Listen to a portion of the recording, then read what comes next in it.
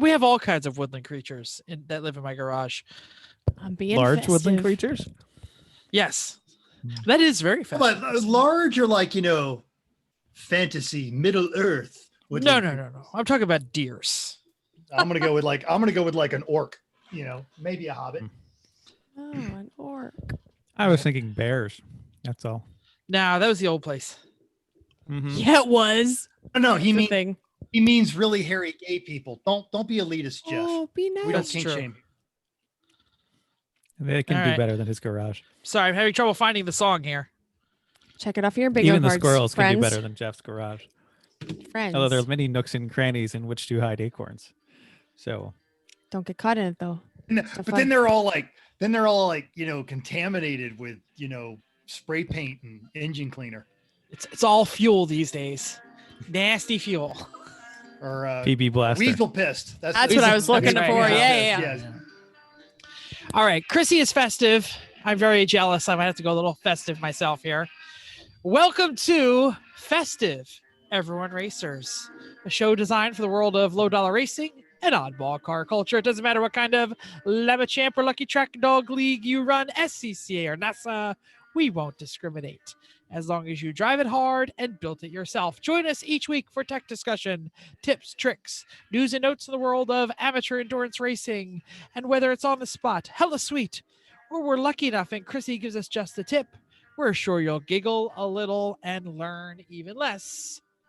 Everybody report to the paddock. This is Chris. This is Chrissy. I'm Jeff.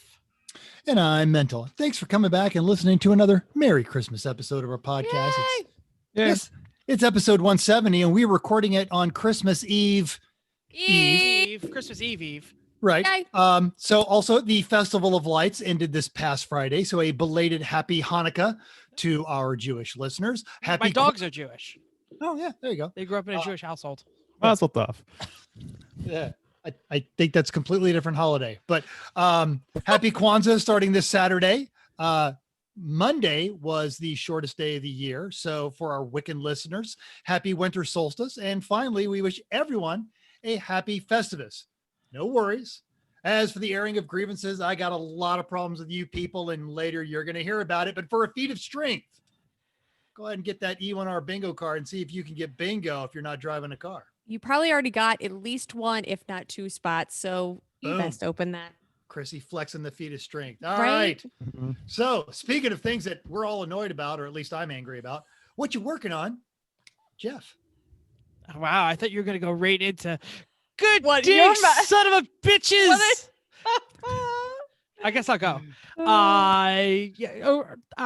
Today, just today, because I took the day off, I put in the headlights and the headlight mounting thingy. Header in panel. Thank you, header panel in the 2002, 1, whatever it was, Oldsmobile Alero, and sold it and sent it out the door. That's right. Yay. Yay! Somebody sold a car. Is that still on the? I don't know if it's still Oh my on the gosh. thing or not. Yes. Is No that one on the sold a car in bingo so card? long. It's been a long time. It's been Uh, so long. Yeah, so $950 after Oh, I thought you 400. got 1,000. I wanted 500 plus my parts cost.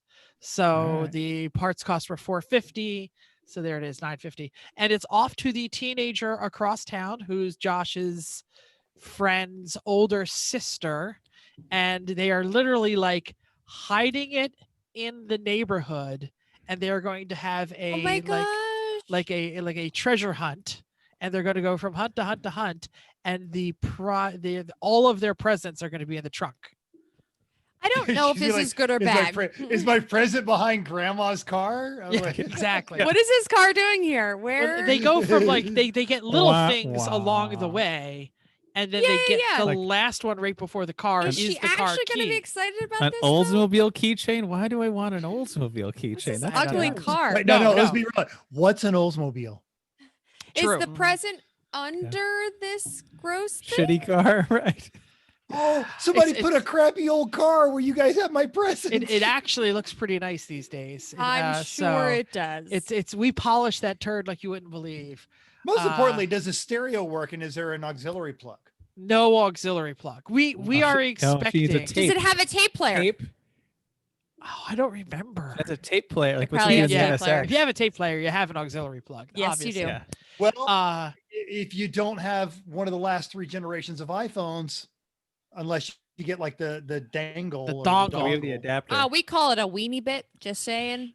Yeah. the weenie bit. Yeah. So Yep. it is the parents of said teenager says 50-50. It's either I got a car, or it's going to be this is terrible. I hate the color. I Yes, hate the yes, thing, I the thing. believe I So, agree. and they said there is no middle ground. There's no like, oh, good, I got a car. They said it's either going to be like, I hate this or I love this. And I said, well, what are you going to do? And the dad said, don't care. Yeah. I said, well, do you want to see it? He said, don't care. And upside, since you did all that safety stuff, because it's your son's friend's older sister, strong possibility Josh is going to end up riding in this thing at least once. Yeah, I doubt It won't last that long. Anyway, we don't have to go into that. I also did tree and lights and some other things around the house. And Chrissy, I'm very jealous of your lights, and I've been clicking now for a minute. I can't figure out how to do it. All it said, it's in the filters, and then you say, mine said, do we want to download them? And I said yes, and it took me 5 seconds, and then I have lights. Wow, excellent. If you're watching on YouTube, you see fun things. Look at that. Video filters. Chris, what are you working on while I pick a filter? I finished the fireplace project. That took a long time. It's And I cleared beautiful. That's about it. It is Yep. very nice. Chrissy, you can show how it actually turned out. You're right there But these are like the first people that are going to see it if you're Yeah. watching on YouTube. because it's actually done tonight. Tonight, I finally finished it. Very nice.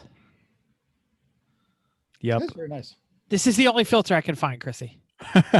Scroll up. I have no filters. Neither do I. I don't Now have you anything do. that says download filters. No, I don't have any filters. I have virtual background, which I can't run because I'm on a Mac. Oh, well, that's I can dumb. run it. I can run it on the Mac, but I have slightly better internet. I'm going which- to go COVID. Okay, he's found Anyway. them though. Yeah. Oh, I found the So- filters. On the subject of Hey. better internet, Mental, what have you been doing? Oh no. You skip Chrissy. Oh, Well, I figured I usually like to go to not her after me, but let's go with Chrissy because I know what she said. Sure. What'd you do, honey? I made do you- lots and lots of cookies. Oh, look at my background. Cookies. Wow. So many cookies. It was pretty great. We had a good time. And we usually have help. We usually have a family friend that comes over and they have kids. They're not kids. They're like college and stuff. But we didn't have that this year, obviously. They came out okay. I think we did a pretty good job. And I'm tired of cookies, but I did lots of wrapping. All of the Christmas wrapping is done and ready for Christmas. So that's it. Mental, please tell us your story. So the pool is almost drained. Still got like this. How long does it take to get this pool drained? Several weeks, apparently. Yes. And part of that is we initially started draining it into the street because we talked about that. Oh, yeah. So Vicky has been draining it into the yard. She literally has an alarm on her phone, and every hour she goes out and moves the hose so it doesn't flood our yard. So is everything flooded? The little pieces are flooded, or No. everything's okay? no, Only it's- short term. Yeah, not even that. It's sand here, so it's all getting absorbed. Oh, into good, the sand. good. But yes, apparently it takes 2 weeks to work on that. But it's down to the last. I'd say it's probably about a foot deep, just to the far end of that. Sunday met with still Slider. swimming We in had it. a planning. No. We had a planning pre-production meeting about our long-delayed Star Wars podcast. So hopefully we'll get that kicked off for the first of the year. And he is, Jeff, he's wondering why you haven't texted him. You've got his number in your phone. I think I might have deleted it, actually. Slider, right? Slider? Anybody that wasn't an I am a actual real, name. I am a real person. So yeah. I know and he's then- a real person. That's not his real name. That's the key. So after an extended text conversation, not texting on my phone, but chat rather, with Cox Internet, because your internet's bad. Let's not have a contact phone number. Let's only be able to do this online. Yeah, 'cause we're No, awesome. seriously, they don't give you a number at all. No. Would you like to chat? And you've got to chat with a robot for like 5 minutes before you can get an actual friggin' person. Because Cox Communications, literally, they're like, oh God, can we just hit the customers in the head with a hammer? No, you're not allowed to do that. Oh, what's the next best thing? So I was able to schedule a visit from our internet provider, and I use that term very loosely. So a third-party contractor literally is not an employee of Cox. Just a third-party person comes out, and after the highly technical diagnosis of it's probably your router, replaces our router. So now my potentially 900 gigabytes internet is up to almost 84 megabits per second. So way to go, Cox Communications. You suck. By the way, I'd like to mention I have Sanjeev, who I've never met. I have Skins. But you did pronounce it correctly. Of so course. good on you. I have Skins. Yeah. I have Summer with an O, and I have Stampy, but I do not have Slider. Summer is actually her real name. She works in my office, and Skins. Not This is really so his name. weird. Do we even know what show it was? Everyone, rate. No, I don't know. I'm not even going to try and find it. For some Stampy, reason, Stampy. He's on the GRM forums. Sure. For some reason, all of Mental's contacts have infected my phone. It's so weird. Whatever Jeff's phones have, they attract social diseases. Your phone gave mine a social disease once. It's because they were both sitting on a table in the rain. It's not one your goat. phone. Yep. One goat, and you're a goat. One goat. Never mind. Well, Great. Mental, if I could get you anything for Christmas, I would get you better internet. I'm ready to make a what do you call that? A Petition. GoFundMe. Yeah, Mhm. it's not a question of money. It's a question of availability. As I was sitting there having a chat conversation with the customer service person, I'm Googling literally what are my options. And right now I think to my specific street, it's Viasat. So I can get 1200 baud dial up over a satellite. And we also don't have Which, an given my option, so understood. speeds, might be better. Well, Yeah. 5G Understood. may be. I mean, Las Vegas, maybe you get 5G soon. Yeah. Right. Yeah. And then there's Starlink, but that's more northern U.S. It's gonna take a while to get down to your latitudes.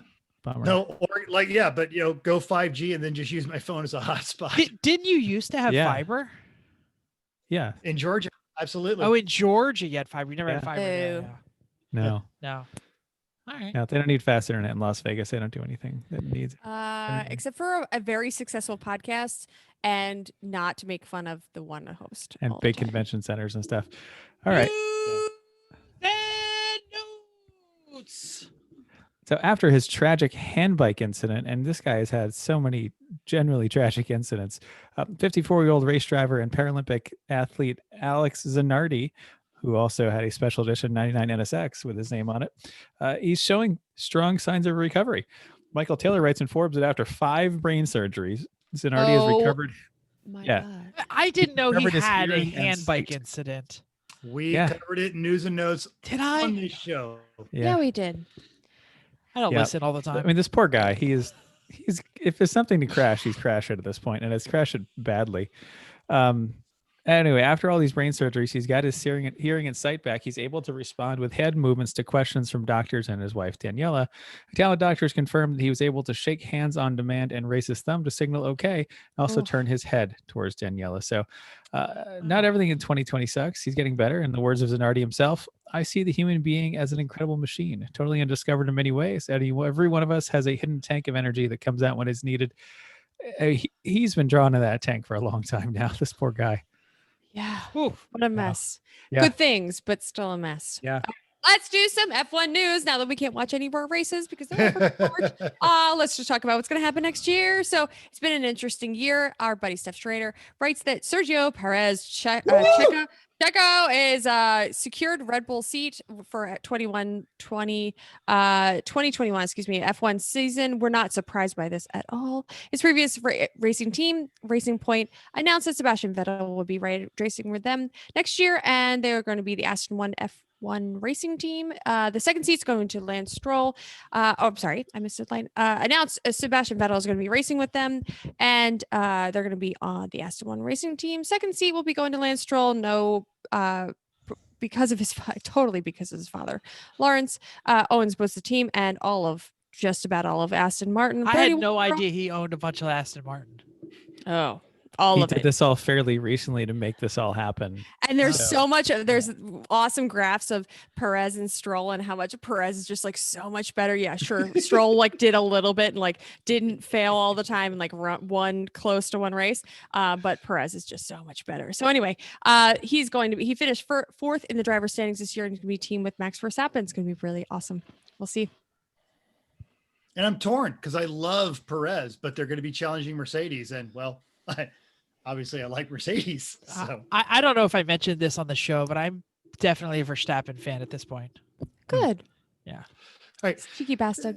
This isn't news in the traditional sense, but our friend Chris Tunn has written one of the most compelling stories I've seen in a while. So head over to Haggerty. There's a link in our show notes. And it is his telling of a 1988 24-hour endurance attempt involving a pair of Yugos, a Zora Arcus Duntov. Yes, that Zora. Of Really? Corvette I fame. had no Yes, idea.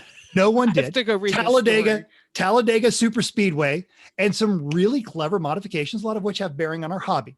Tom was in the GM archives researching a different story, and they gave him a folder full of Zora's personal correspondence. And the story is buried in those letters. So I actually conversed with him a little bit, and he knew I knew I had something special when he saw this. He remarks that most of the folks involved in this effort from 32 years ago are still around. He even got a quote from Malcolm Bricklin. Yes, that Malcolm Bricklin. I knew Bricklin had a lot to do with the Yugos, but I never knew Duntov did. So he's done this great job of unearthing all these documents. He really weaves a wonderful story, and he does some serious detective work. It is worth the read. Link is in our show notes. And Chris himself promises that there is more to come from this treasure trove that he got of Zora Arcus Duntov's personal correspondence. It's going to be awesome. Yeah, this is a good Awesome. article. It's worth a read. I'm definitely gonna have to read it now. Yeah. So anyway, in other not real news, but news because it's important to us, community news. I'm sure most people have a family member, or maybe it's you having a hard time this year, and we hate to hit people up, but we're gonna do it anyway. This year has been hard on so many people, but we have a sad story from a guy we know. You guys all remember Mo, who we raced with at Laguna. He is a lucky dog racer. He's a pretty cool guy. He recently retired from his day job. If you remember, he had named his race team off of his son who had passed away with cancer. But he also, we didn't really talk about this, but he runs a camp for children with cancer, and he is doing it to support, he got involved because of his son who had passed away. So it's a mentoring, it's a rec program, healing program, the whole 9 yards. And the camp burnt down in the California forest fires. So the camp was brought to Lucky Dog because of Mo's 19-year-old son who had died of cancer. So they would use Lucky Dog as part of their race charity, the camp as part of their race charity. So this is a long way to say, if you ever raced Lucky Dog and there was a camp that they were raising money for, it was our friend Mo's camp. But anyway, it burnt down. There is a link to support. They're trying to get $7,500 by December 31st. So if you can give $10, give $10. If you give more. Link in the show notes. And what do we decide is the way to pronounce the camp? Okizu? Okizu? Okizu? I'm going to say Okizu. So the big thing is why this is timely is that there's another racer that's matching these funds. Yes. So if they raise $7,500, there's another race team that's going to match those Oh, funds. sorry. So Yes, it's okay. No, it's okay. I read the whole article. Why so she told you to read through it before you went. Stop. No. I did read through it. I just didn't miss you the did. matching word. It's all good. No, it's just it's one of those things like it's such a nice thing, and he's such a nice guy. Yeah, and the fact that racers are coming together, and this is one of the charities that Lucky Dog believes in. We love Kathy. We love Lucky Dog. So just consider it. $1 will help. Any dollar closer to 7,500 will get him that much money. And I just want to say, for those of you who might be in California listening to us, it was in. Okay, Mike, I don't want to mispronounce this. Butte County? Is it Butte? Is it Butte? What is it? County, Northern California fires. We're going to call it Butt. Butte. Butte. Whatever the county that is. You said Butt. Yes. Okie Zoo. And shout out to Justin Stollemeyer and family who are the matching donors. Thank you. Okay. Fantastic. Wait, we forgot. Upcoming races? No. Race results. Do you have the notes open, Jeff? Because this is in the notes. I know. I just wanted to mention it. It's why it's grayed out. He's making a joke. That was the joke. There are no right. racing That's until no race forever. joke. It's be back soon. Anyway, Half Dan texted us a picture of the Duke Cadillac because we all know he has it now. And it was under the snow and had the chandeliers there. And it was in appreciation of the light that you shed in each of your E1R podcast. Wow. Check it out. Josh's sweater is fantastic, by the way. He was running man in that earlier. Yeah, he was dancing Hello. today. Yes. Yeah. He was very excited. It was funny as I saw that today, and on my Spotify playlist, Groove is in the Heart was playing. So that's what he was dancing to as it came up on my screen. Cute. Hey, on the YouTubes, Jim B said, enjoy seeing the camaraderie you're all sharing your love of cars. Aw. Great. So cute. And We my only lot take of it love. occasionally. Where's Only the take it hate? occasionally. I'm sure it's there somewhere. there's yes. I'm sure we just that's More what hate mail. we don't stop. We don't focus on that. Michael K apologizes for his bad interwebs. Wow, it's totally terrible and broken up and no warning from Zoom or my computer. Sorry, guys. No It's all problem. good. We're used to it around All here. good. All right, Yeah. good. I got the hate now. Apparently, Yeah. we got into a small Twitter war, which means Mental got in a Twitter war with Ike from the Untitled Car Show about Mitsubishi and whether it is cool or not. Mental, what did you defend? Were you pro or anti Mitsubishi on our Really? Twitters? Really? You got to ask me that question? I Oh, do. God, no. No. Mitsubishi is a punchline, has continued to be a punchline, and now they're just a zombie punchline. I agree with Zombie. I agree with definitely Punchline. Mitsubishi could be cool. No. No. 1988 to 1995, Mitsubishi was cool. That's when they had the Eclipse. Still, it was good. They had like that Colt Turbo. Yeah. Right. The 3000 GT VR4 was out, and no one knew how tragic it was to work on and how much was going to break. The Montero was still like the first gen Montero was Montero was cool. Wait, the Montero was cool? Yes. Oh, yeah. No, the No. Montero is cool now. No. The Oh, yeah. Galant No, yeah, absolutely. VR4. Galant Like, VR4, man. Oof. Right. They had some cool stuff. And that was the last time they were cool. They haven't been cool in 25 years. And now they only exist to get people to prove to have 500 credit scores. I like That's the it. 95 Eclipse. That was cool looking. Wasn't the Evo cool ever? Yes. Yeah, it Well- broke immediately. Like I mean, but it was cool. that was like a brief flash of, hey guys, I'm still cool. Oh, and they Yeah. named I it. I think the the Eclipse one that they Garage. finally brought to the U.S. I didn't think was that cool. I thought like the early ones that you couldn't get, like the I'm 3 gonna and the 4 and the widen. 5. I'm going to widen the scope a little and say like 82 to 2006. 82 is when they entered Rally. 06, they were still so far. Like that's into the like third, Oh, fourth gen Eclipse. How about years. 03? No. But the Evo was until 06. It just isn't.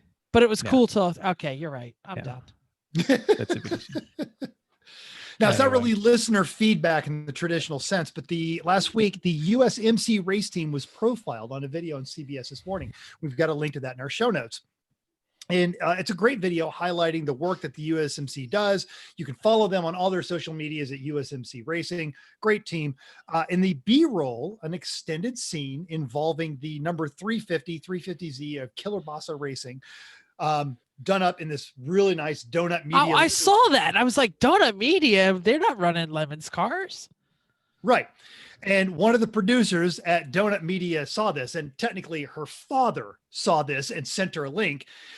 And so she reaches out on the Twitter sphere with a screen capture of the Z and the words, help us find the driver of this car. We need to be friends. And we found him. We responded, and I actually got a hold of Nick and got the email address. And one of the guys is on Twitter, responded, and we put them all in there. We put the team in contact with Donut Media, and Donut Media is going to talk to them about their car. And for all this, Jeff and I are going to get some pretty sweet donut t-shirts. Awesome. I love Donut Media. As if somebody with like 3 million views needs anything, but I'll post them right there because I think they're cool. And they're giving me a t-shirt. Great. We should mention the Donut Media conglomerate has a bunch of Lemons racers on their staff. Okay, then they're probably good people. Yeah. For the most part. Okay. They profiled the eyesore Miata is one of their videos. Great car. Oh, we Yeah. did watch them. Now that was a good profile. Yeah, Yeah. because Actually, they're really good. eyesore is the people who are staffing there. So Got it. Okay, let's talk iRacing. That's still happening. If you're now that we're not racing, let's just go back to iRacing because that's what we did during COVID. Last week there was a Funduro at Sebring. That is a very long race. Sunduros are 2 hours long, and they have plus practice. There was a group of Lotus. Lotus. Yep. Okay, I just want to make sure. Lotuses. The low tie Lotuses. that ran away with the front end. They all just grouped up and ran away. And then there was a B team and a C team. All of the cars that ended last. I completely went to bed before the end, so I don't know what happened. I don't remember who won either. Does Eh, it matter? don't Oh, care. who won? No, Doesn't those 2 hour of races. I'm sure somebody fantastic won. Let's talk about this week. Are the 49 Lotuses new? I don't remember No. them being in before. They've been in a few They're- times now. Yes, they're new this year. On Okay. the racing Yeah. menu. And they're not 49 Lotuses. They're from like the late 60s, but They're there was a Lotus the 49s, model 49, right? Whatever. Yeah. I think the first time we had those was at the Monza race, which I think I Oh, remember getting it just for that and just so I could watch the suspension move as it goes around the ball. It was and they've amazing. just walked away from the rest of the crowd, especially in the first lap or two. So Well, I'm sure right, they. especially from the Miatas, like, oh, okay. Right. It's a little faster. So we Yeah. watched it. It was kind of boring-ish race, Yeah. I think. Ron Harrington had a great Sebring livery, like Chrysler Sebring on his Sebring at street stock, and Sebring. it looked It looked like a Sebring. It like looked pretty good. darn close to Yeah. a Chrysler Sebring. There were, So as well done, always, Ron. on Sundays there are awesome liveries. They Yeah. go all out. They look at they listen to all the shows. They try hard. Most of them try hard. And then we find the people that literally show up with a black car with white numbers, which happened at least 2 cars. And then we wait for Ryan to try to talk to everybody, watch what's going on in the race, and then put a livery on top of his car all at the same time because Ryan is amazing. So yes, so that happened. And then we said, Jeff, we're really boring. Come on the show. And Jeff was like, fine, okay. And then he showed up and it was great.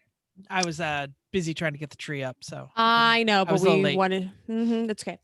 We had a good time. It was always a good time, but it's a long show. Anyway, Yeah. this week is back to fun. It's trash sprints. We started at NHMS and then we go to Irwindale. There's all kinds of fun going on this weekend. And it's so much fun because they're hour races, right? So there's practice, then race, the practice and race, practice and race, all different kind of cars, all different tracks. Show up sometime between 8:30 Eastern and probably 11:30 Eastern. Some of us will be on. It's going to be awesome. And it's probably a chance that the Irwindale have the jump. Oh, Oh, yes. yeah. Second You race. So can't it's do the first Irwindale one's- without the jump anymore. Yeah, Like, it's absolutely- why would you Yeah, bother yeah. without No, the first one Come is at on. NHMS, and then the second one, and I think the third one are at Irwindale. I don't remember what the There's fourth no one is, point but in doing Irwindale without the jump. Yeah. Anyway, we did that last week. It was a good time. But this week we went old school and did Lotus 49s at the Silverstone Historic Grand Prix circuit. So this is what these cars raced on back in the day. It is fast and dangerous, but fortunately Silverstone has a ton of runoff room, which I thoroughly explored. These Lotuses are not easy to drive, even for the aliens, but it's a challenge, and it's a fun challenge. And frankly, it looked amazing seeing all these things going around and racing with a bunch of them. That was great. I am in love with the way the Lotus 49s look. Yeah, and just Like, the view from the oh. cockpit is wonderful. If you're VR, they are amazing. I've got to get my VR working. Yeah, you do. In the end of the second race, especially, Tyler just barely beat Carl in the last few turns in a really heated come from behind win. And just as they lapped me, I got to watch it. I kept up with them enough to see them battling it out, and it was really good. They were having good, tight, clean racing. Fun was had by most. Even Corey got the hang of the Lotus by the end. Yeah, he was not as much into it at the start, but by the end, like, he was getting around the track and doing okay. So. I just wiped my eye and I have jalapeno juice on my hand. And I'm fucking dying right now. Oh, no. So go on without me for a minute or so. I can't read my notes. You know who never wipes her eye with jalapeno juice in her hand?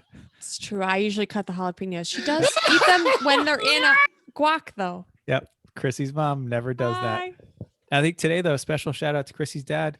This was his last day of work. He retired today. Huh. Congratulations. Yeah. Hey, no, seriously, congratulations. We all know it's not going to be your last day of work because you're that guy. You can't not work. But He worked there for something like 40 years. And he's also like one of the smarter guys in the whole place. So we're waiting for contract time. Call you up. I will work for you when I say so. Because I'm the guy that knows what's going on. Right? That's what's gonna happen, right? He's some kind of engineer, right? Yeah. Yep. Nuke plant. Yeah. He drives the nuclear trains. Anybody know about medium voltage cable or what's the fire thing he knows about? Something about fires. Fire something When about the fires. medium voltage, if they didn't have someone that knows about medium voltage cable, then they catch fires, and then They call him. But he is all the trained. time. He is trained EE, right? Electrical engineer. Yes. He happens to work at a power plant that is fired by a fusion generator, but fission. fission. You fission. need excuse me. you I need said those fusion. Not guys. fusion. If it was Yes. fusion, that would be amazing. Yes, that would be totally different. I mean, but he works on the electrical side. He don't split the Yeah. atoms. well, He it's works an on the elect- power generation. I mean, it's When the Generation turbine's from down, it's his plant. problem. Ooh, the Yeah. turbines. That's what they call it. It's the Turbine. Turbine. Isn't it? Yes. No, it's turbine. Yeah, the guy We from call New them Jersey. turbines. The guy from New Jersey's making fun of You, pronunciation. you tell my dad Yeah. we call For them the guy that turbines. is deadless for his whole life, right? Oh no, I believe you. Turbine. He Anyway. works in Sector 7G. He does. And he parks in a G5, so it's all good. Yeah. And there are blinkies, just so you know. Yep. Although we're not one, so it's cool.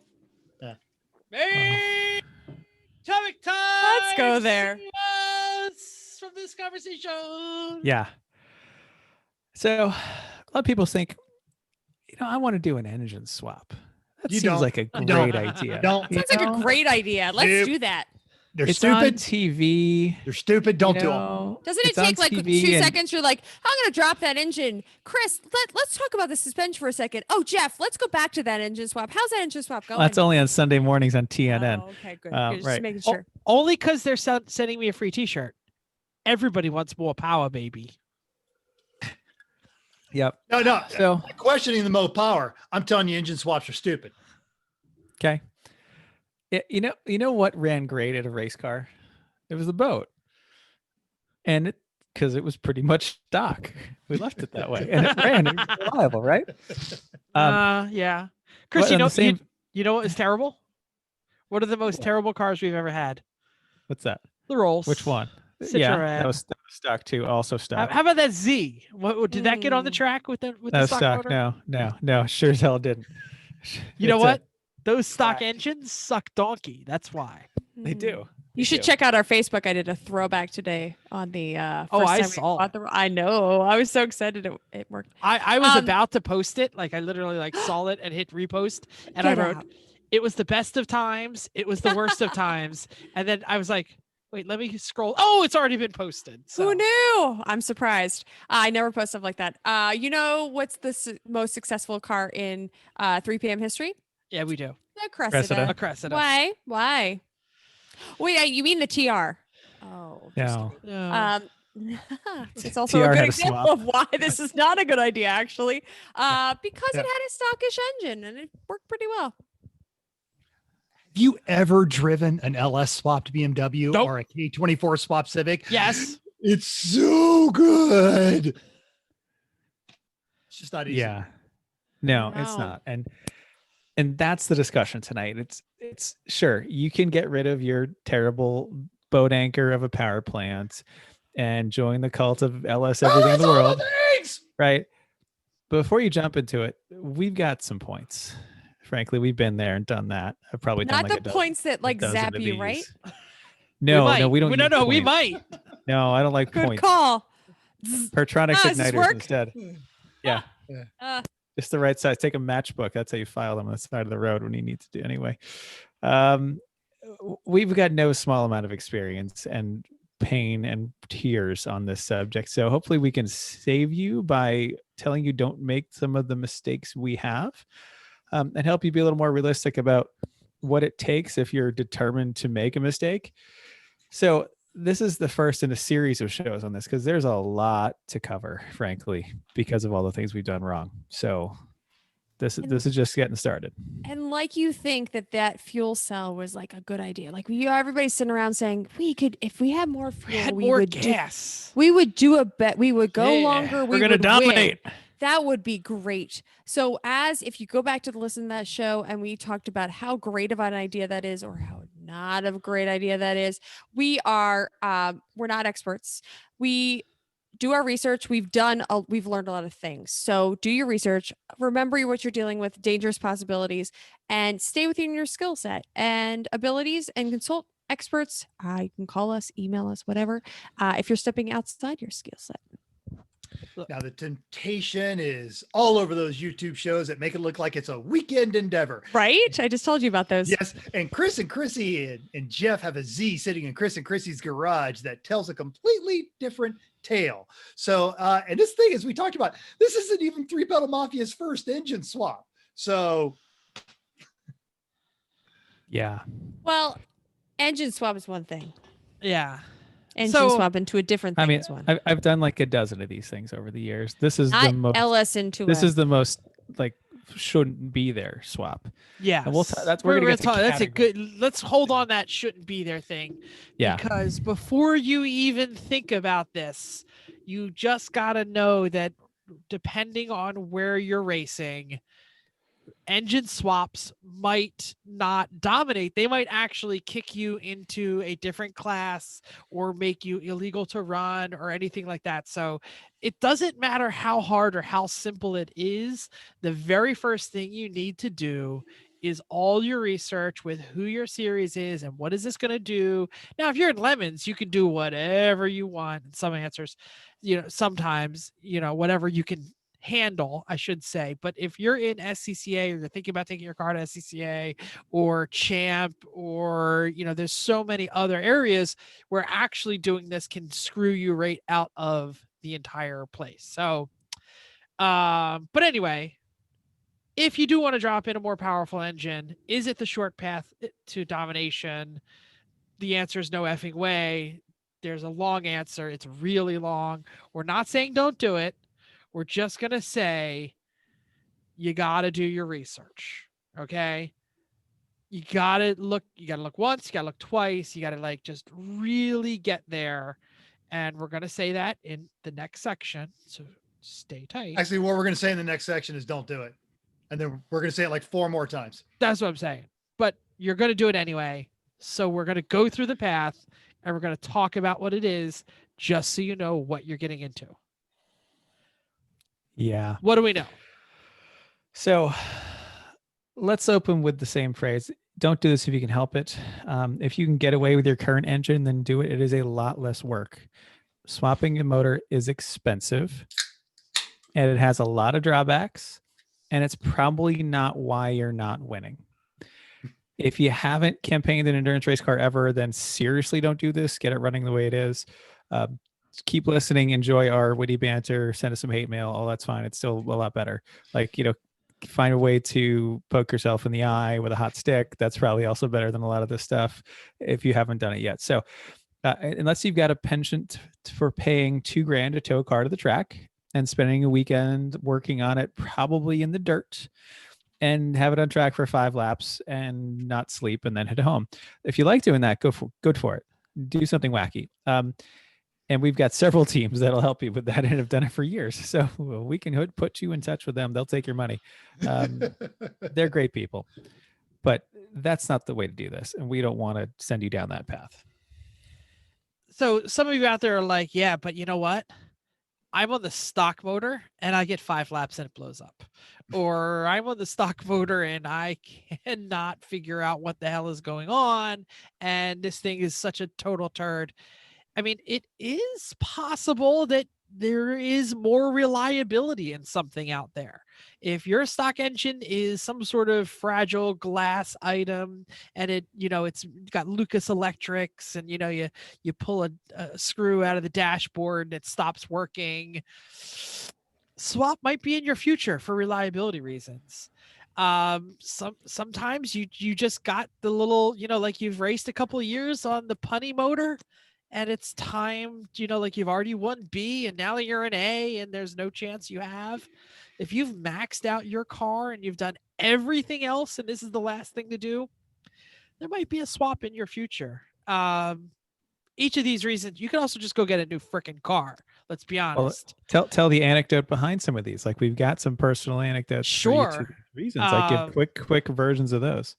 Sure. Reliability. The Z motor is a freaking turd of we can't get it to run.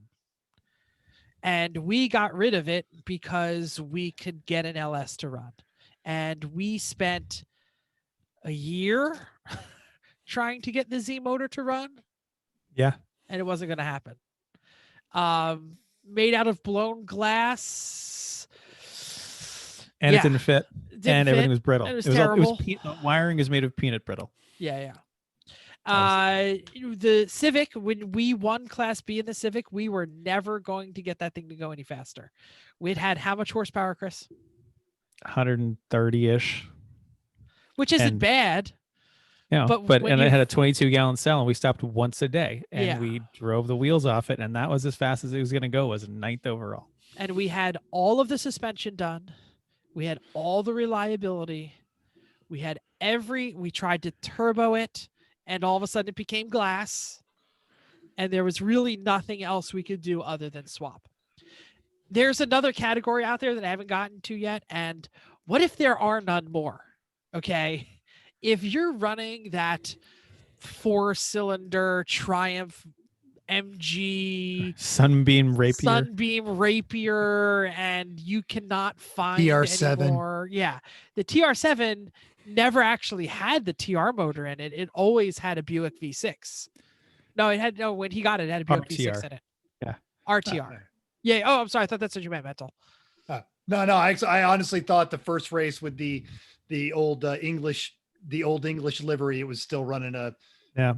No, Bruce got it. It had the Buick V6. It had a carbureted 231, 230. Odd fire. Well, and we'll talk about why that's a terrible idea in another episode.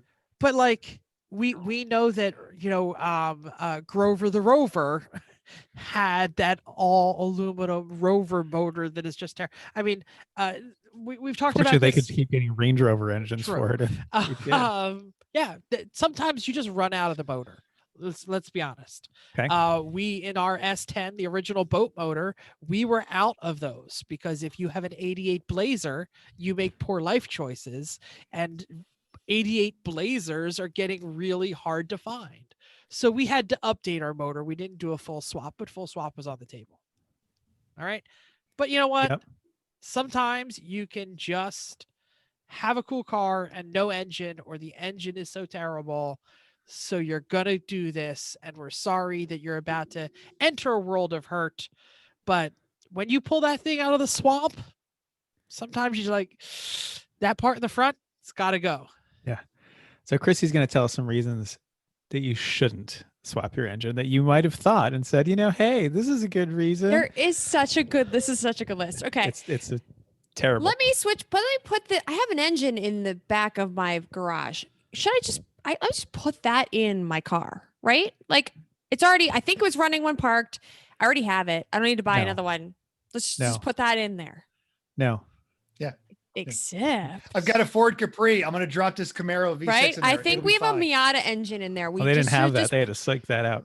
Let's just put That's that in the Miata engine that we have for this Lotus that's never going to run into the Z that we have. We just put that one in. No. Yeah, at least it would fit well. It would fit better than the one we have. Anyway, I'm just kidding. Don't do that. Okay. So, except if you have IOE goals and you're skilled, right? So bad decisions one, and 47th Plymouth engine in the F body did not win IOE, but it has to finish, right? So IOEs don't win IOE if they don't run well. Right. Well, that's story the bigger is problem.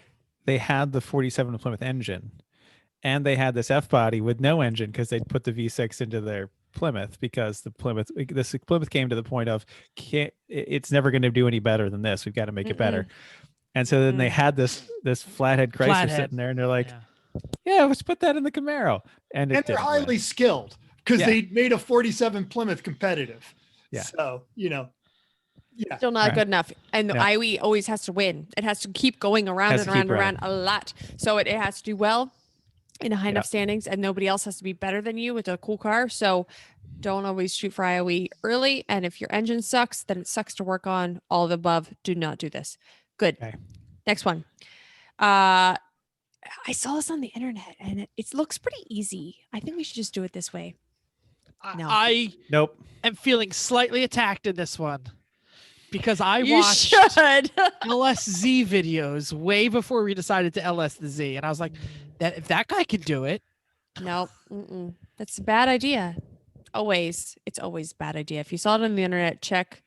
No, ask your smart friends. Let's do that. Don't look more on the internet. Just ask people that know we've got stuff. a whole series of shows to talk about this. So we'll get there. Yeah. Okay. So next one, you're not winning. We started to talk about this, that if you're not going fast enough, you don't think that you're winning. Let's put a bigger motor in and be better. Do other things, get some training, do some analysis, go to HPDEs, figure out where you're losing. What kind of pits are you doing pit stops well? Is your fuel burn too bad?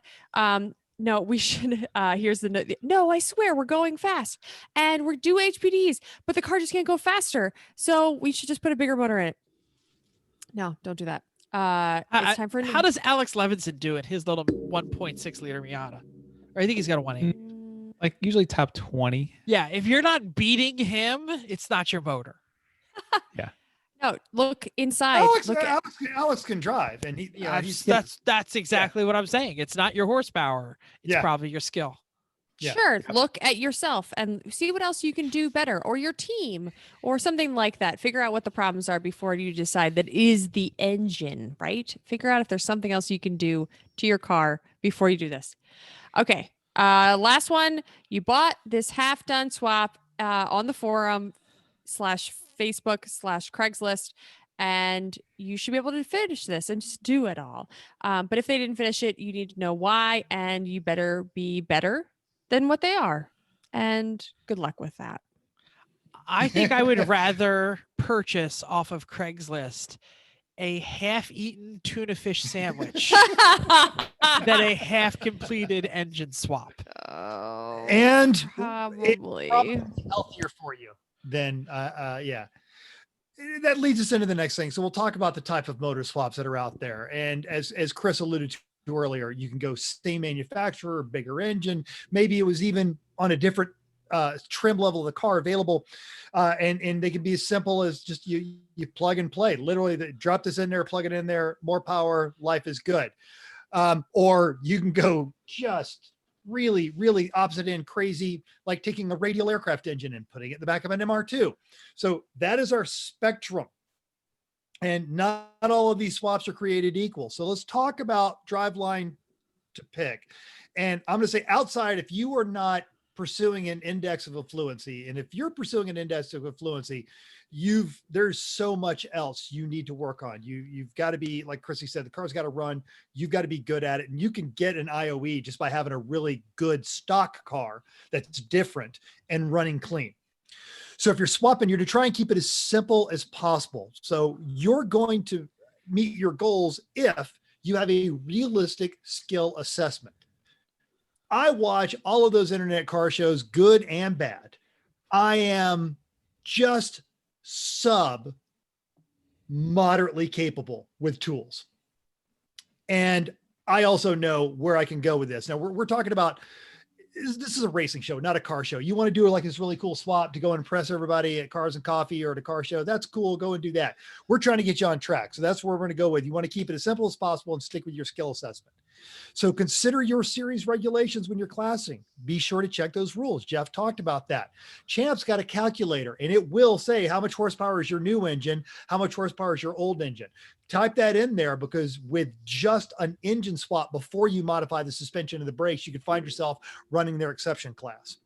Like our Civic with only the motor swap, Just nothing the else, motor swap. Yeah. was already like 800 points. Exactly. And if that's cool with you, that's fine. But if you're trying to actually do this to be competitive, understand what those rules are.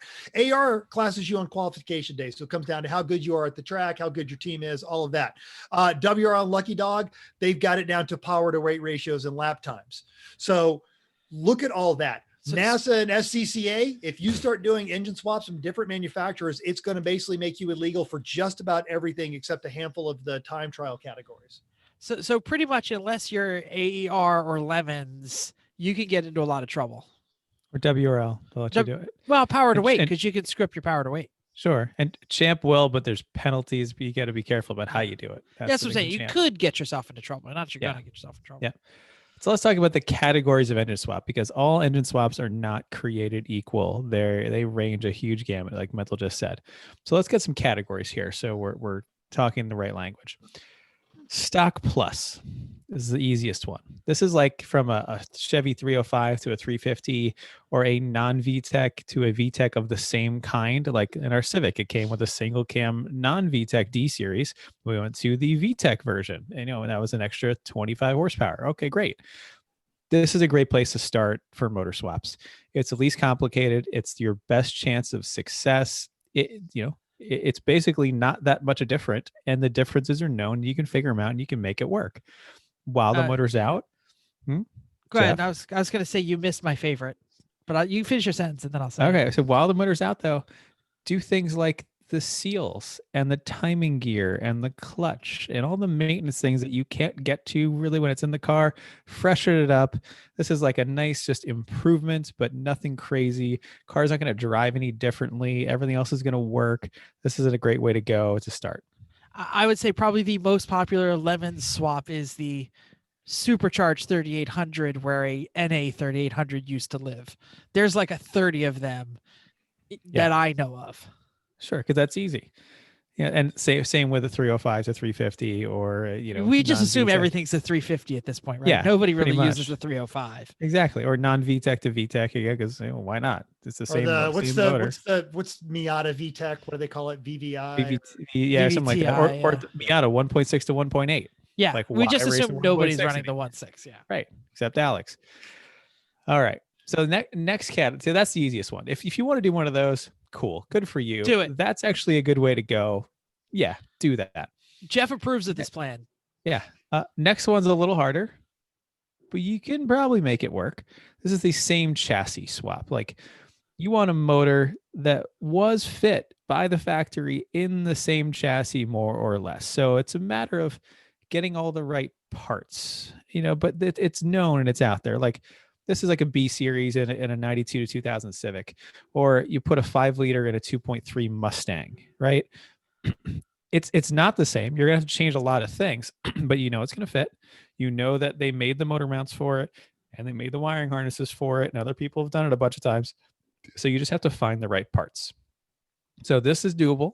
It's more work than the Stock Plus, but it's possible for people who haven't done this kind of thing before. This is again a good way to kind of get into this without killing yourself. But you need some time for something like this if you've never done one.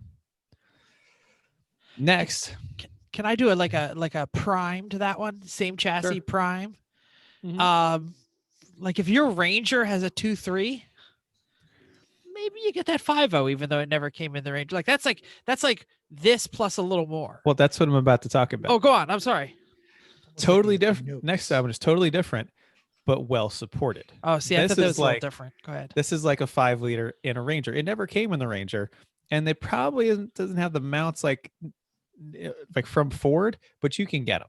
You can buy them. Also, examples are like an SR20 and a 240SX. Never came in this country, but you can get the parts. Or at this point, an LS and a Fox body never came there, but you can buy every single part you need for not that much money to bolt that 5 LS into your Fox body, right?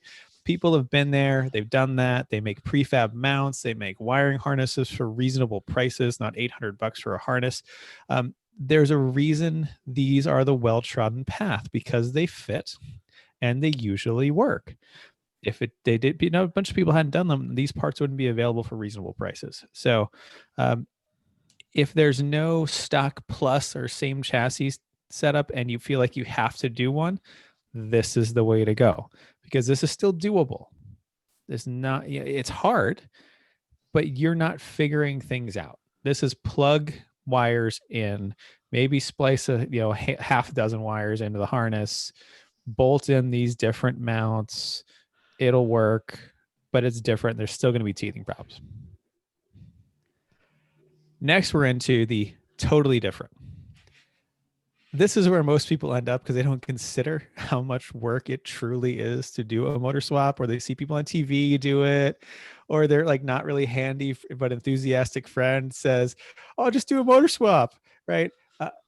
This is like putting an LS into pretty much anything not GM or not commonly LS swaps, putting into Honda, into anything that's not a Honda or Miata.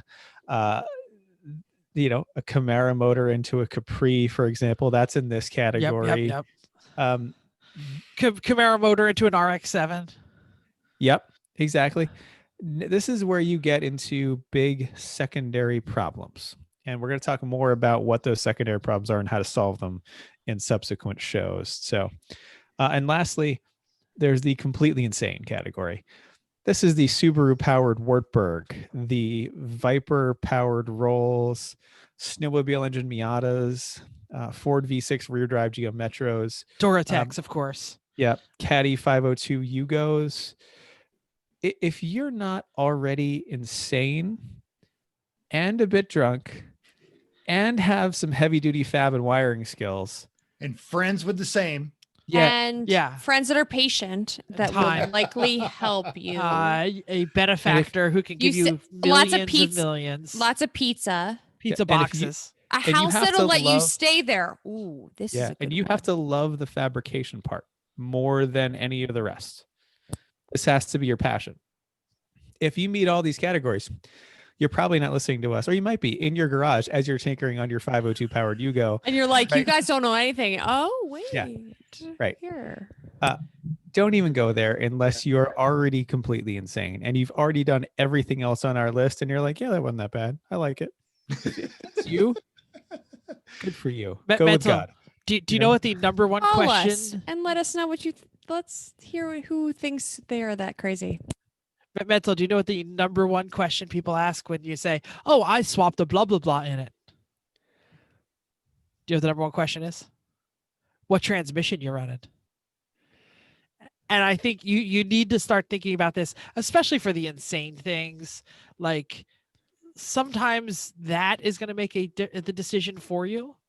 And we're going to get into this later, but next episode we're going to talk a lot about transmissions. The engine you're going to want and the transmission you're going to want. But that insane category, sometimes you're putting that transverse motor longitudinally, so you're going to that pickup transmission. We're going to get all to this later, but I'm just saying that transmission choice might make those top categories different. Like you're like, oh yeah, it's the same chassis, it won't be a problem. Transmission, dude. What do you, so transmission is almost more important than engine, actually. Yeah. Sure. No, for fitting it and Absolutely. for how to get it in. No, I'm saying absolutely. Yeah. This is what Tell I'm us saying. how we like, know. Well, exactly. But Oh. you need to factor the transmission choice into this decision on whether you're going to go insane or not, or you're going to go easy, or whether this is going to be something that is same for same. So like a stock plus or stock plus definitely uses the same trans. It Yeah. bolts right into everything else Yeah. have. You got a Same T5, you got a chassis. T5. Same chassis may or may not.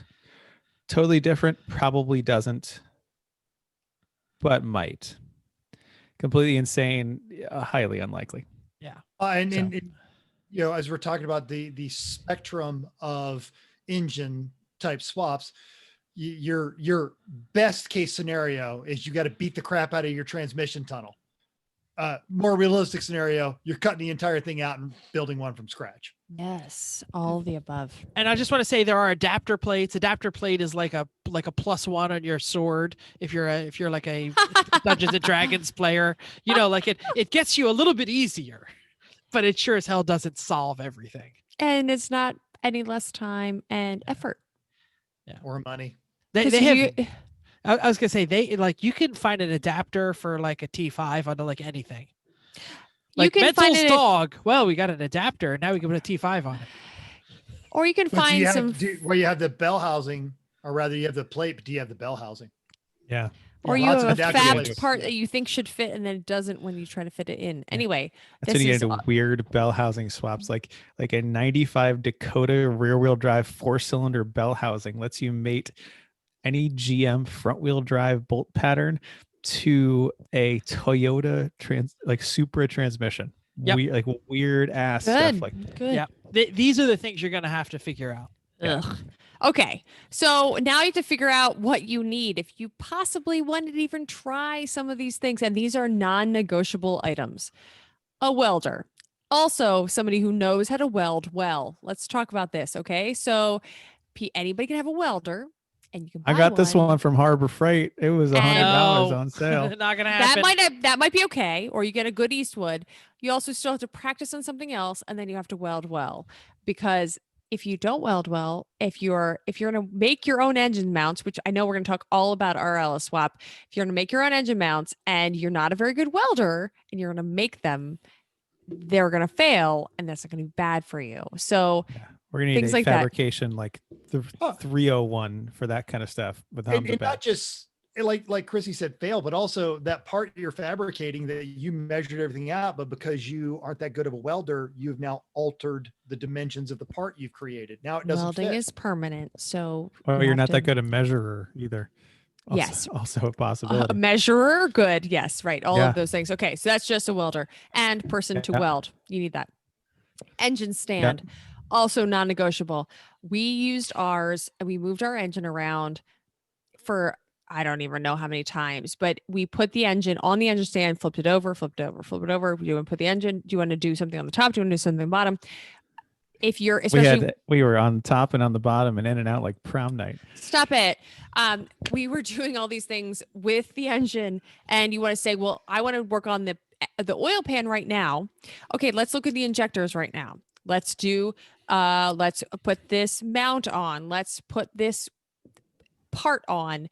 Flip it over, flip it over. We got to grind that more. Oh, we got to grind that doesn't more. fit. Does that fit? Oh, we got to No. cut that off. Right. Yeah. So an engine stand, Harbor Freight will be fine. It's awesome. You need it. It's non-negotiable.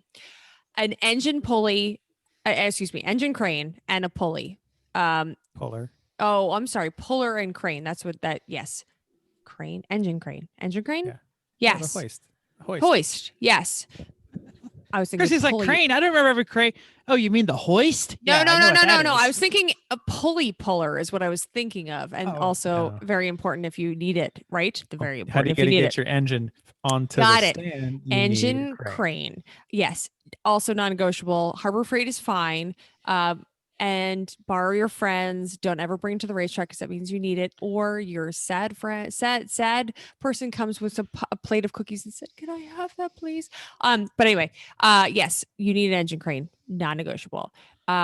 Get that out. because you're going to need it. And you just have to, because most of putting an engine into a car is a shimmy.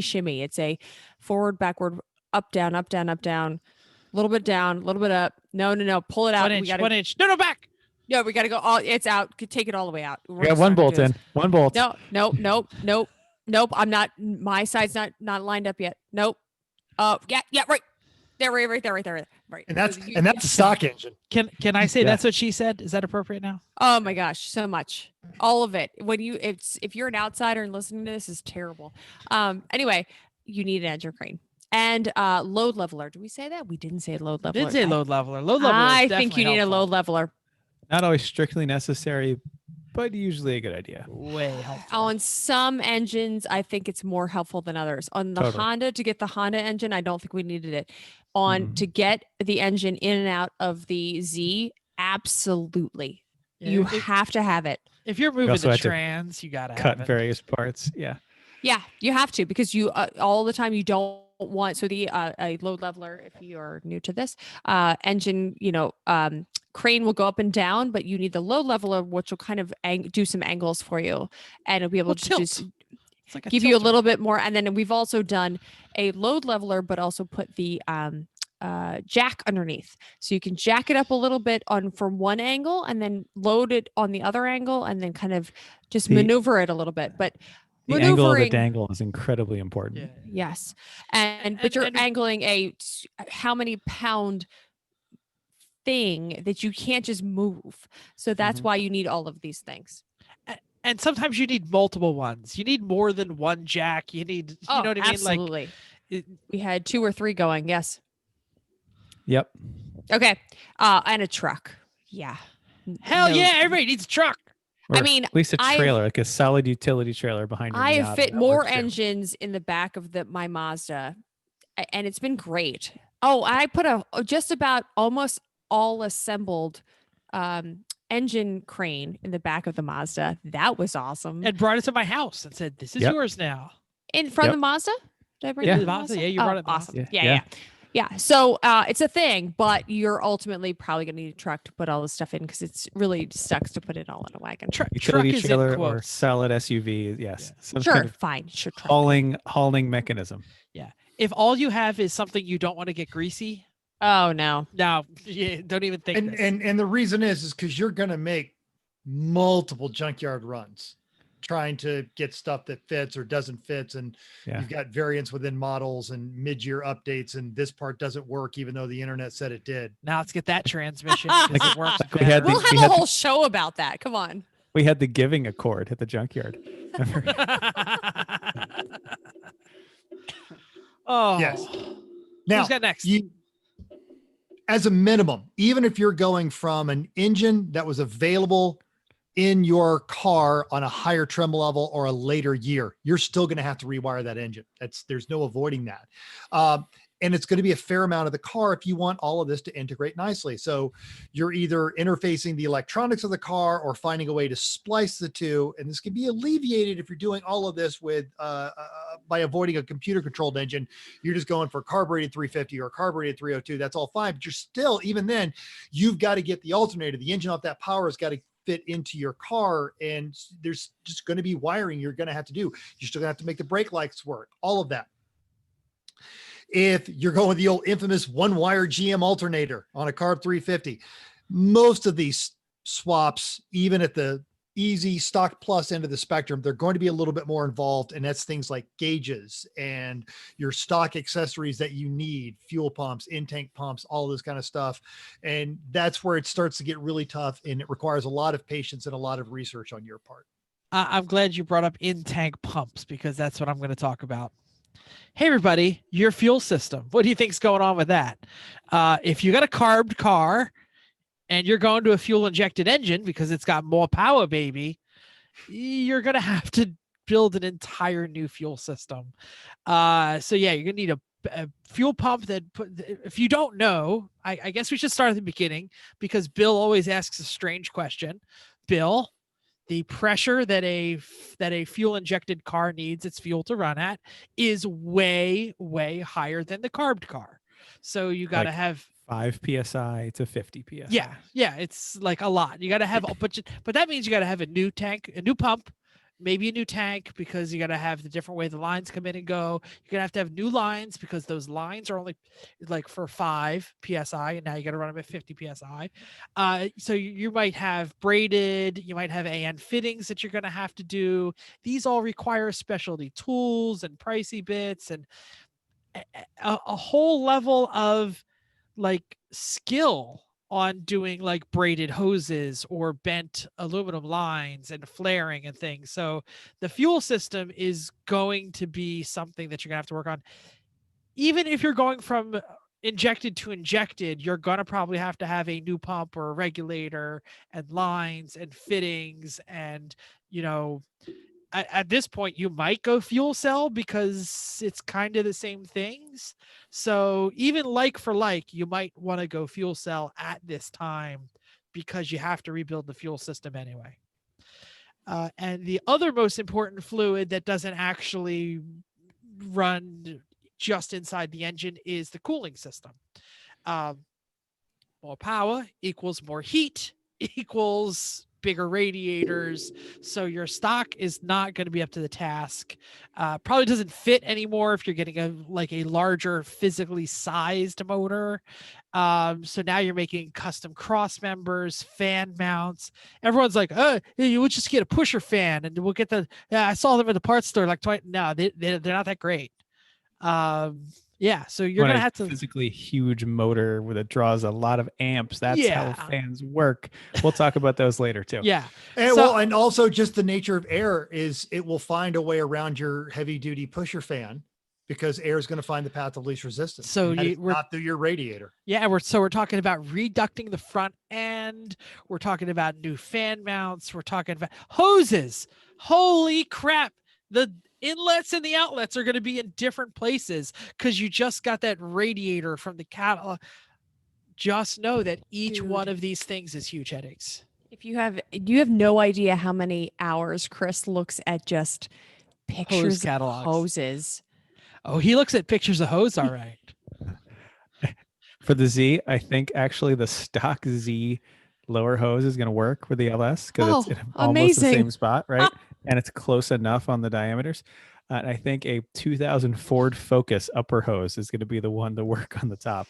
But it's all about where that inlet. I feel like Chrissy would be happier if it was 2 a.m. and she's like, "Why aren't you in bed?" And he was actually looking at porn, but she knows that at 2 a.m. and she looks in the office and sees the dim glow from the screen, and there's Chris with the Gates catalog. Yeah. Scroll. No, it's just pictures of hoses. Like, scroll. Is the angle this way? I wish I was kidding and talking about something else. It's just like, is the hose angle this way? That's the only way to figure out what you're going to get. It's a lot better than going to the parts store and holding it up against stuff because the internet has all of them. Yeah. So quick aside story. Jeff tells a story that goes nowhere. My friend Eric, who at one point was the heir to the largest independent truck tire recapper in the world. He has three men in his family. He's the fourth guy, 2 brothers and a dad, and they are all engineers. He is not an engineer. How do they find enough trains to drive? Exactly. They would sit at the table and just kind of move their hands. This is visual. They would just kind of this would be the conversation there. They'd be like, then it turn, and then the gearing did this, and then and he was like, I don't know what these people are doing. I got to get out of here. So anyway, that's it. That's all I want to say. Okay. Good This story. is Chris with the Gates catalog. You're like, turn. No, I need one that turns here. No, I need. It's then it looks like a thing, and then it's like a giraffe head to a donkey head. It's angles and diameters. Anyway, power steering. Yeah, I don't know anything about this yet because we haven't done it yet. Right. You're probably going to want power steering, especially in a lot of larger, heavier cars. And it's good just for lack of driver fatigue in an endurance race. Power steering is actually really nice. It is. Okay. Now you're into custom lines. So adapters, fittings, and this stuff's under a lot of pressure too. Okay. There you go. Then one more thing to figure out. Um, And they time. have different pressures, right? oh yeah, Like course they do. GM power steering might run at a different pressure than a Yeah, 300Z, it runs, right? it Nissan runs rack. at it runs at freedom pressure versus your European stuff that Metric pressure, right? metric pressure.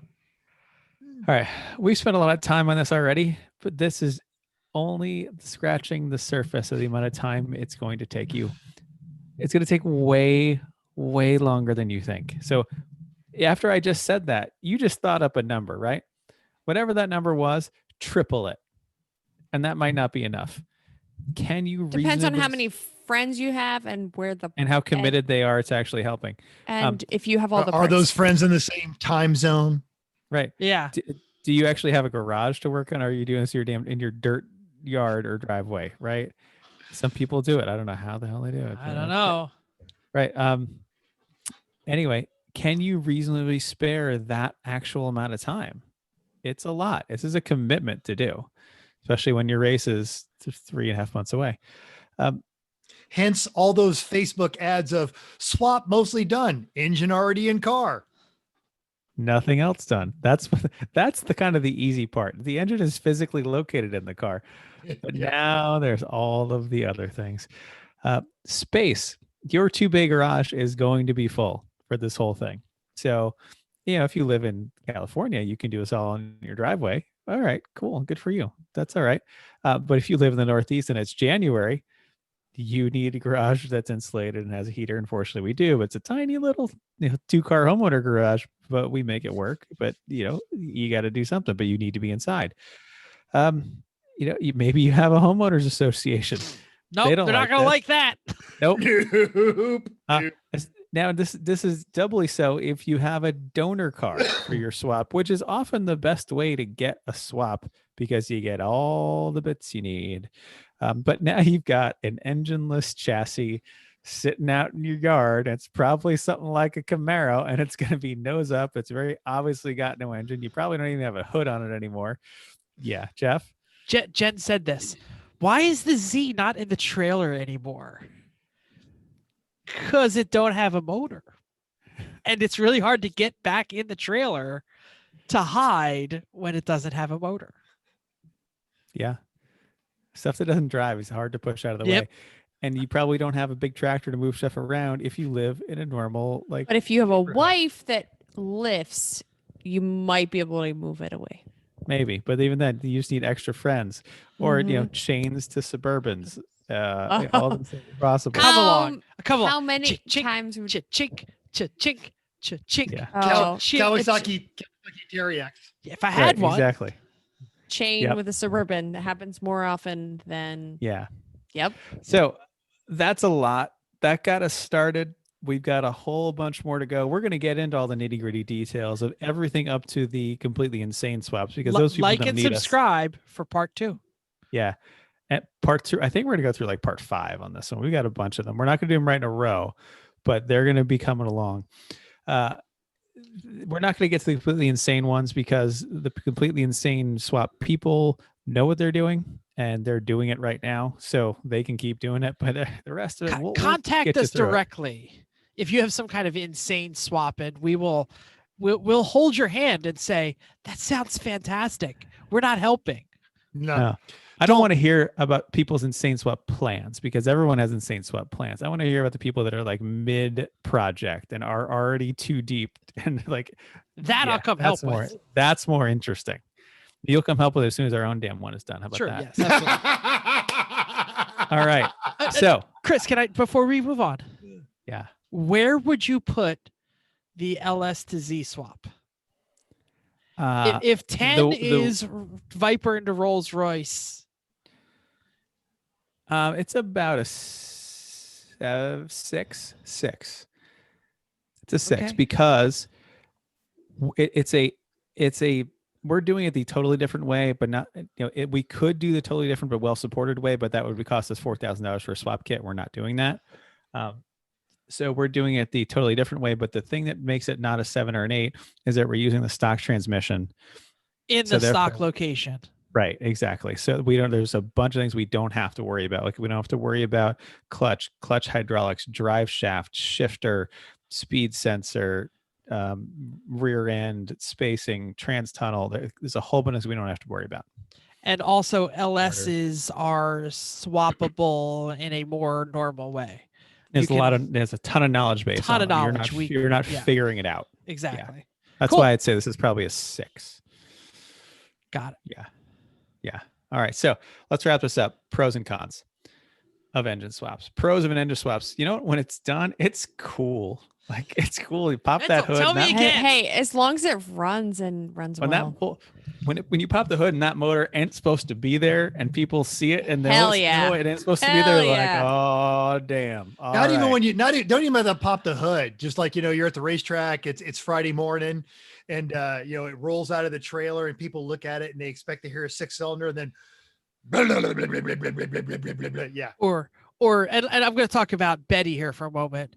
People are like, oh, can I see your rotary? I say, yeah, buddy, come on over here, check it out. And I open it up and they're like, that's a V6 in your RX-7. That ain't supposed to be there, yo.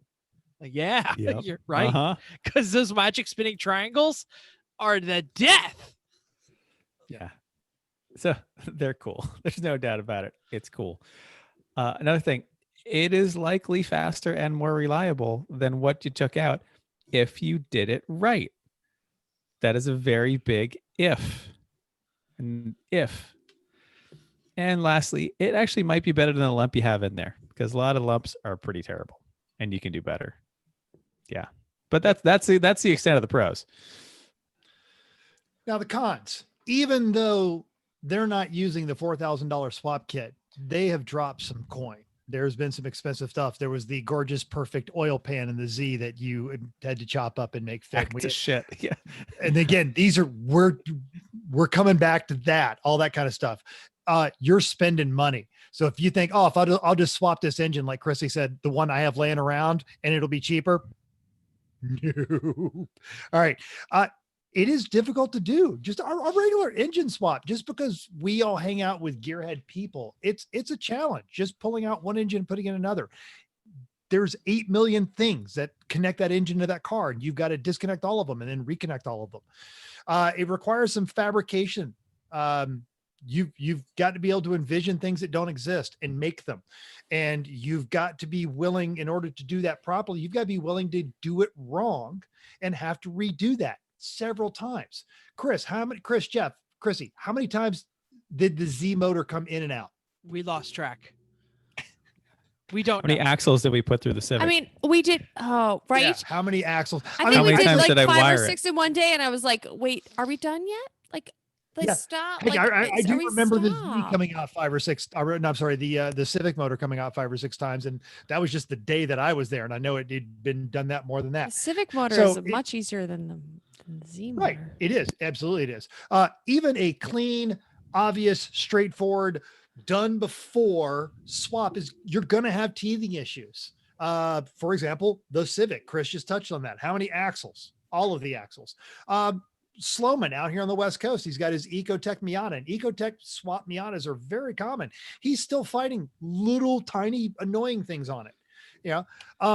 It's going to be harder to work on at the track almost all the time because you're putting something bigger Z is into gonna a be space. So you've got to be impossible. able to, reach around all that kind of stuff. Yeah, the Z blows a motor at the track. We're just gonna start drinking beer because It is ain't gonna so. get. ain't gonna We come out. called hard it to so get many in and times. We're out. like, "Screw this! We're never doing this at the track ever."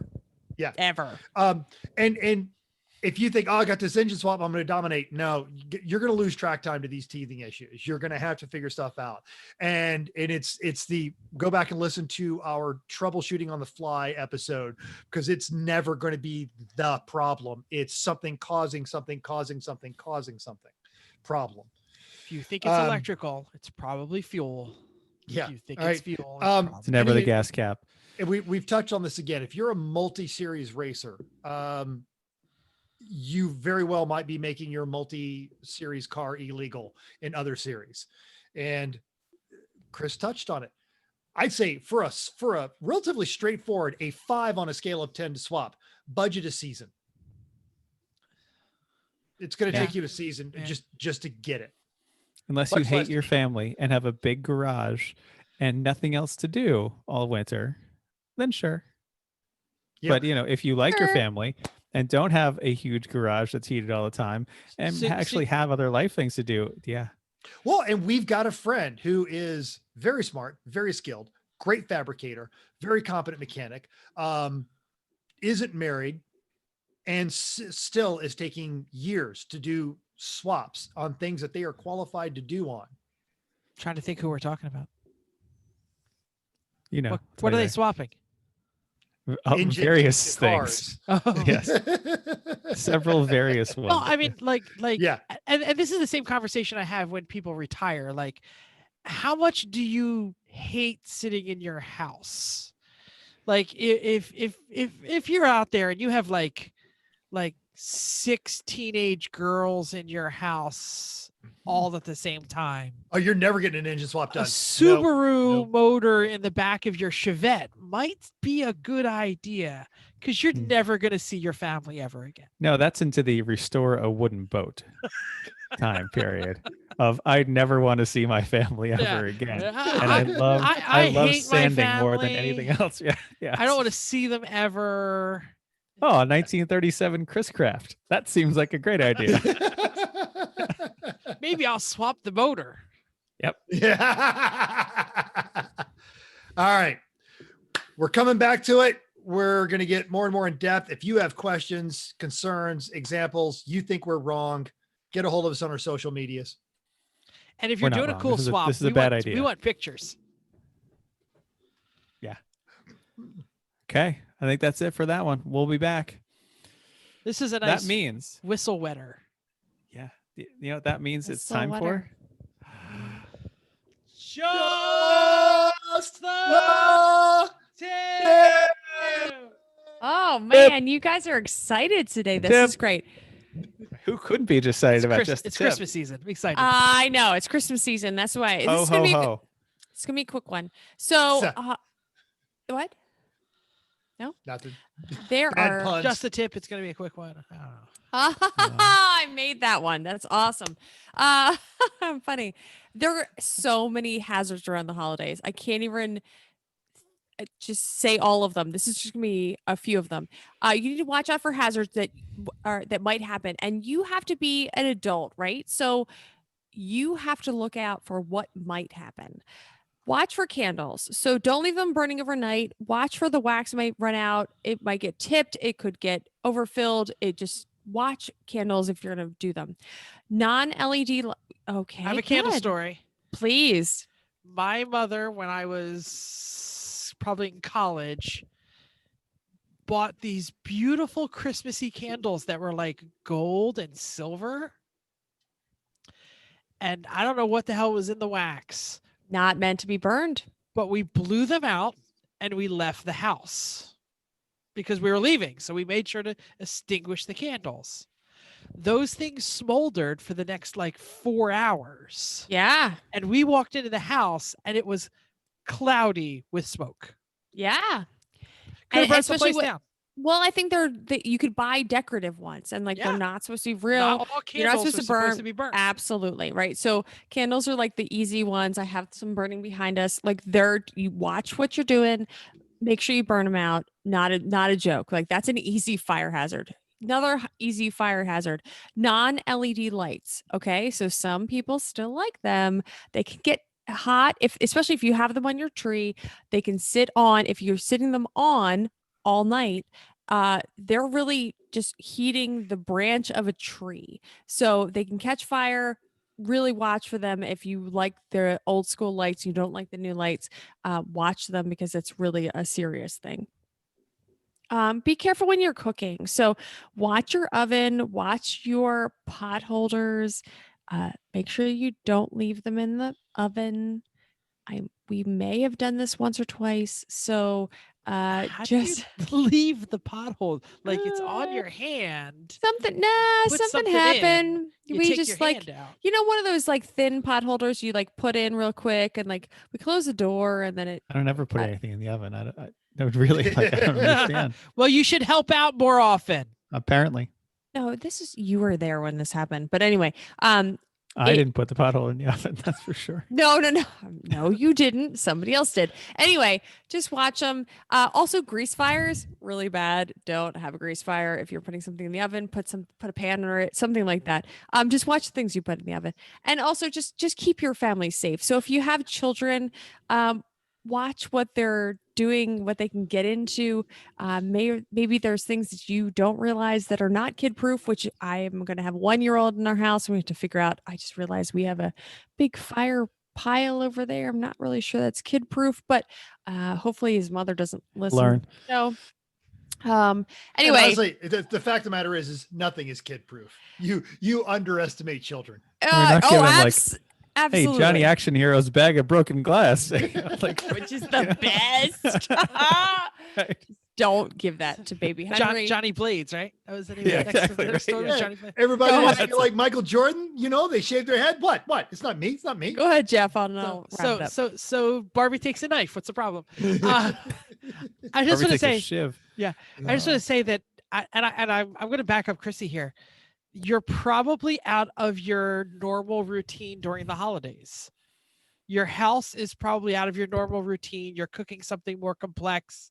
The Rugrats from out of town are in town. You're rushing because you need to get 10,000 things done. That's why holiday accidents happen, because it's drinking. not normal. Drinking or not, you're just off kilter, right? You're dealing trying with to more hot things.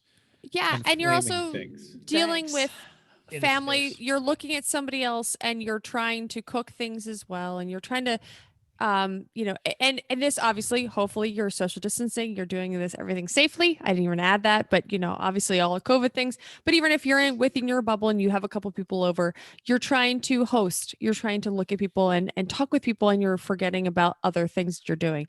I'm just as guilty. So just make sure that you're watching what you're doing, and be careful. Also, be careful when you're driving to and from, drinking or not drinking. Make sure you Preferably stop. not. Oh, I'm sorry. Yes. Right. No. You made it sound like whether you're drunk or not, be careful when you drive. Well, yeah. Especially That- if you're drunk. You need Hey, to be really careful. That's when good you're drunk. consumer advice right there. Yeah. Oh crap. We're recording Sorry. this and sending it to your whatever your Close professional. one eye. Don't. Okay. Keep it Anyway, between the mustard and the mayonnaise, and you'll be fine. I'm sorry. When you're driving, be careful as well, because you never know who else is drinking. But my bigger thing is Other stop people are drunk. Got it. please stop for stop signs. I am doing a huge intersection awareness campaign with my work, and it is very bad. Watch when you come into an intersection. That's all I gotta say. In New Jersey, I heard the ones with the white outline are only like They're optional, sometimes right? they're optional, right? Yeah. Sure. Yep. Just be careful when you're driving. Sorry. Your family's precious. Don't mess it up. Don't be that bad story. Don't be that thing on the news that says, "Oh, that house burned down," or "That accident happened." Don't be that guy. Christmas used to be a happy time until the accident. Thank you. There you go. No, I'm like, that's We not got the even kidding. gremlins. Like, Mhm. stop. Chrissy, Be is careful. is that what you got? That's what I got. This is a good one. We're all Christmas cranked up, I think. Christmas hot, gonna crazy. Do we have any clue what we're doing next week? Actually, yes, we No, do. we do. Yay! I know, it's crazy. It's the annual goals show. So we're going to talk about how we did on our 2020 goals. Been a year. And then we'll talk about what we want to see in 2021. So I'm going to ask my host, go back and listen to the 2020 goals show. I know it was like 7 years ago. Because this But, year has been really normal and nothing has sidetracked us. one Exactly. bit. Go back and listen to the goals that you guys set for that year. We'll talk about how we did, and then we're going to talk about what we want to see for ourselves and to our listeners. Go ahead and get a hold of us. Let us know, what are your 2021 goals? What do you want to see for yourself, for your team? We did set a goal of, we wanted to win overall this year. Hot damn! I think we did that one. We did. All right. You're giving away the next show. I know. I'm just kidding. But talk about your know. goals, your personal goals, your team goals, and we could take some criticism. what would you like to see out of the show? What do you want to see out of your favorite automotive podcast? What do you want to see us do in 2021? Let us know in our media, text us, email us at everyone.racers, or you know what? Right down there in the doodly doo. I guess it's my turn, right? Yeah. All right, let me restart the song. Thanks for downloading us. We hope you enjoyed this week's edition of Everyone Racers. We also hope you'll join us in the world of driving, racing, and building, but not engine swaps. Because everyone can be a racer, even you, but not all of you can swap a motor. Let's be serious. If you enjoyed this podcast, even though I just insulted your mechanical ability, subscribe. It's totally free. Then go to iTunes and give us a 5-star rating or whatever platform you have. Even if you hate us, give us 5 stars and tell us why. If you have a comment, put it down in the doodly-doo right below. Just type right there if you're on the YouTubes. Or if you're listening on your phone, you can go to our Facebook page, everyone.racers, or everyone racers, or email us at everyone.racers@gmail.com, or text mental, or just hit them up on the Twitter and start a fight. It's fine. 484-243-0455. Find us on Instagram or Twitters at everyone.racers. Thanks again, and until next week, don't swap that motor unless you're really sure it's a terrible, sucky thing.